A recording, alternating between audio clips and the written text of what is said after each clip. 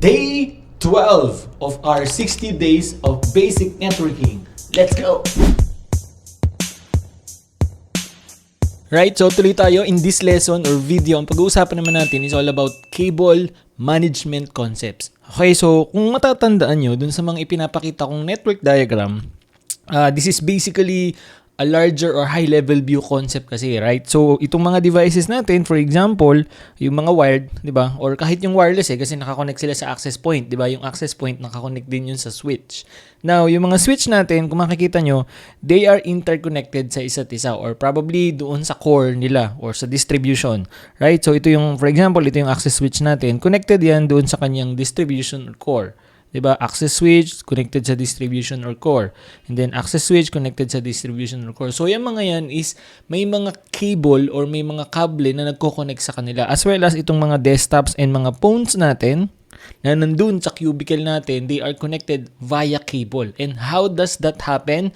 Well, basically, yun nga yung topic natin for today's or for this video lesson. Okay, so when we look at the detail itself, kung paano nangyayari yung cable. So, ganito yung itsura. Okay? So, if you're working in a larger office or in an enterprise, you probably have like in a BPO or sa malalaking office, di ba may mga cubicle yung empleyado, di ba? So, kung makikita nyo, dan sa cubicle na yan, meron silang mga ports kung saan nakakonect yung mga desktops nila via LAN cable.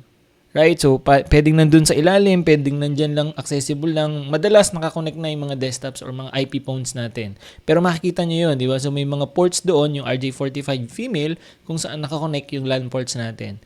Pero if we are going to zoom in, di ba, para makita natin kung talagang ano yung itsura in detail, ganito yung kakalabasan niya, di ba? So, kung makikita mo, meron siyang ganyang port, itong port na to, kung saan kinokonect yung cable, which is RJ45 via LAN cable. So, it's either Cat6 or Cat6E, depending on the design, or Cat5E, but you get the point, di ba? So, it's using the unshielded twisted pair kadalasan that we've talked about dun sa naunang video. Di ba? Tapos, yung port na yan, meron niyang kable.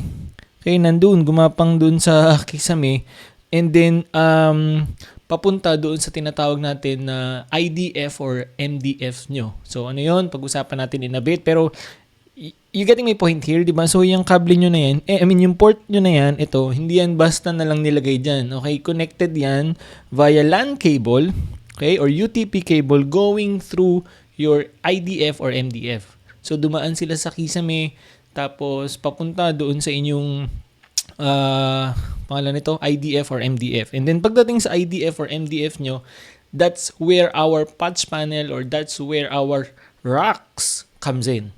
Yung mga server racks natin. Okay? You know, seeing the bigger picture, ganyan ang itsura niya. Okay? Hindi siya basta cute lang na port na nandun. Naka-connected yun sa mga kable. Tapos yun nga, dumaan sa kisame, papunta doon sa IDF or MDF nyo. Okay? So now, ano yung ibig sabihin ng MDF or IDF? Well, basically, kapag sinabi natin MDF, main distribution frame, and then IDF, intermediate distribution frame. So, basically, sabihin na natin ito yung building nyo. Tapos, syempre, yung mga telco and other connections going through the building, dun sa office nyo, meron kayong designated room kung saan dun pumapasok yung mga connections coming from the outside. Like for example, the telco connections, other internet connections, and so on. Nandun din yung somehow related sa mga electricity and so on. So, yung MDF is basically the main room kung saan nga dumadaan or kung saan pinapasok yung ating mga cables and connections coming from the outside. Okay? So, for example, nandito sa second floor natin yung ating MDF. Okay? MDF, main distribution frame. Now, of course, sabihin na natin meron pa kayong ibang office na nirentahan dun sa building ngayon in other floors. Like for example, meron pa kayong office dito sa second floor, and then meron din kayong office sa third floor. And then of course, ang ginagawa natin is we also designate a small room on that floor. Okay? May mga small room tayo dyan kung saan nandun yung mga switches or other devices natin. Pero wala yung connection going or coming from the telco side or coming from the ISP side. Ang nangyayari is they are connected onto your MDF. So itong cabinet or rack nyo dito sa third floor connected yan dun sa MDF. Tapos yung rack or cabinet nyo sa second floor connected din sa MDF. So ang tawag natin dyan sa mga malilit na yan which are connected to the MDF is what we called IDF or Intermediate Distribution Frame. You now understand kung ano yung pinagkaiba ng IDF tsaka MDF. MDF, yun yung pinaka-main. Doon pumapasok yung mga connections coming from the outside. Yung IDF nyo is basically a smaller room or rack or cabinet or a smaller data center in your building which is connected into your MDF. Okay, so probably doon sa IDF nyo meron lang kayong 2 o 3 switches. Kasi nga maliit lang naman yung office nyo doon sa third floor. So ganun din dito sa second floor. Let's say meron lang kayong 2 switches. Now doon sa MDF nyo, connected yung mga switches na yun. Diba? Nandun yung core, nandun yung edge, nandun yung lahat ng critical devices nyo. Okay? So malinaw tayo dito. You now get the point or the concepts of MDF and IDF. So if you're working in an enterprise, you're probably well-versed or experienced this. Hey, Billy here. I hope you are enjoying this free series of basic and fundamental networking management concepts na isin-share natin dito sa page na kahit pa paano nare-refresh or at least natututunan mo yung mga fundamental topics, fundamental concepts na may kinalaman sa networking. Kasi I firmly believe na as an aspiring IT professional, whether you're going to networking, cybersecurity, or cloud, napaka-importante na meron kang basics or fundamentals or strong foundation sa network. At yun yung goal ng series na ito. And if you want to go deeper, if you want to, for example, you're really into networking and you want to become a network engineer and become a CCNA, I'd like to invite you to our CCNA Masterclass program. It's a self-paced online course kung saan mas malalim yung discussion at naka-align yung curriculum to the current and present version of CCNA 200-301 version 1.1. So, once you enrolled, you'll get immediate access to the course and a full and lifetime access to the course. Ibig sabihin, anytime pwede mong balik-balikan. Bukod doon, naka 50% off discount kami up until today at 7 p.m. So, wag mo nang palampasin. All the details can be found at techacademy.ph/CCNA. Again, yung 50% discount will end today at 7 p.m. So, wag mo nang palampasin. techacademy.ph/CCNA. See you inside our community. Okay, so now, basically kapag sinabi nating MDF and IDF, kagaya ng nabanggit ko kanina, ang makikita natin doon is yung our mga patch panel natin or patch panel bay kung saan nandun yung mga cabinet natin as well as yung mga devices natin. Okay, pero yung mga devices natin is not basically directly connected dun sa mga cable na gumapang sa kisame na pinakita ko sa inyo kanina. Okay, ang setup kasi is our devices is connected to the patch panel or patch panel bay via patch cable. So, kung matatandaan nyo, may pinakita ko sa inyo before na switch na may patch cable. Diba? So, yung patch cable na yun connects to the front of our patch panel. Okay, like this. Okay, dito siya nakakonect. So, meron tayong patch cable dito. Diba? Doon sa RJ45 na yan. Now, yan, connected sa isang network device. Sabihin na nating switch. Okay? Connected sa switch. And then, yung switch mo, yan yung, itong likod, yung switch mo, dyan siya nakakonect. Kada port, diba? So, basically, may patch cable papunta dyan. Kada port. Uy, may butiki. Kada port. So, let's say, for example, you have 24 ports na patch panel. So that's basically you have 24 ports na switch. Puno 'yon, di ba? Now, yung likod noon, itong likod ng ating patch panel, ayan, kung makikita mo, which sometimes 110 block karaniwang ginagamit today. Pag-usapan natin in a bit. So itong mga to, diyan naka-punch down itong mga kable natin na gumapang dun sa kisame. Okay, hindi diretsong nakakonekta or nakatusok yung mga devices natin dun sa switch or dun sa port ng mga switch. They go through the patch panel kung saan dun sila punch down.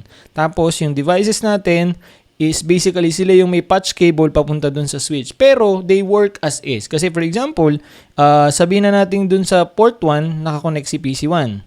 Okay? Now, hindi pala sa port 1, dun sa likod ng port 1. Okay? Dun sa pinaka punch niya Now, yung port na yun yung may patch cable papunta dun sa port 1 ng switch. So, even if we, for example, assign PC1 on a VLAN, ang kinukonfigure mo pa rin is yung port mismo ng switch. Kaya lang, hindi siya diretsong nakatusok doon sa mismong port ng switch. Kasi nga, meron siyang patch cable. Pero doon siya naka-punch sa patch panel. So, something like this. Let me illustrate. For example, this is the patch panel bay. Ito yung port 1. Okay? So, basically, sa likod niyan, okay, naka-punch yung cable going through PC1. Dumaan sa kisame, doon sa poste ng kisame, pababa doon sa port, doon sa cubicle, right? And then yung port 1 na yan, nasa likod to naka-punch doon sa likod. Itong port 1 na ito, may patch cable going to our switch. Sa port 1 din siya naka-assign, for example. Does that make sense? Right? So, ganun yung itsura, ganun yung nangyayari in the real world. Okay? Now, ito yung itsura niya sa likod. Okay? So, mamaya we're gonna talk about this, kung paano siya ginagawa concept-wise. Pero, ito yan. Ito yung pinaka-illustration niya na mas malaki. So, basically, yung mga UTP cables natin, kadalasan Cat6e or Cat5e, depending on the design, ganyan yung itsura niya sa likod. So, ito yung sinasabi ko. Ito yung mga cable na papunta dun sa kisame, papunta dun sa end devices natin. And then yung harap niya, which is basically looking like this, diba? So, ganito yung harap niya, kung saan may patch cable papunta dun sa ating network devices like most of the time, switches. You get the point? Very good. So, this is for copper cables. Of course, may mga times na meron tayong or kailangan natin ng fiber, which is fiber distribution panel, pero yung concept naman is the same. Kaya lang yung pag-layout or pag-punch natin, hindi natin actually pinapunch, are cable devices. So, katulad nyan, mostly, ang nangyayari is, for example, katulad nga na binanggit ko kanina, may mga devices kayo doon sa IDF nyo connected papunta sa MDF. We use fiber connections for that. Let's say, for example, di ba, ito yung building. Ayan yung building. And then, nabanggit natin, meron kang IDF sa second floor and sa third floor. Tapos, yung MDF mo ay nasa first floor. Sabihin na natin nandito. Di ba? Of course, you want to have a faster and high capacity link from your IDF going to your MDF. Kasi yung mga switches mo dito, for example, di ba, may switches ka dyan, 2. May switches ka dito sa second floor, 3. Yung mga switch na yon connected yun sa MDF mo, di ba, dun sa core switch or distribution switch yun na nasa MDF. So, basically, we run fiber cables from there sa IDF going to the MDF connecting those devices. Okay? Ang ganda ng drawing ko. Pero I hope you are getting the point. That's how it works. That's how it's laid out in the real world. And ang kagandahan, hindi naman tayo as network administrator or as network engineer, hindi tayo usually ang naglalatag ng kable niyan eh.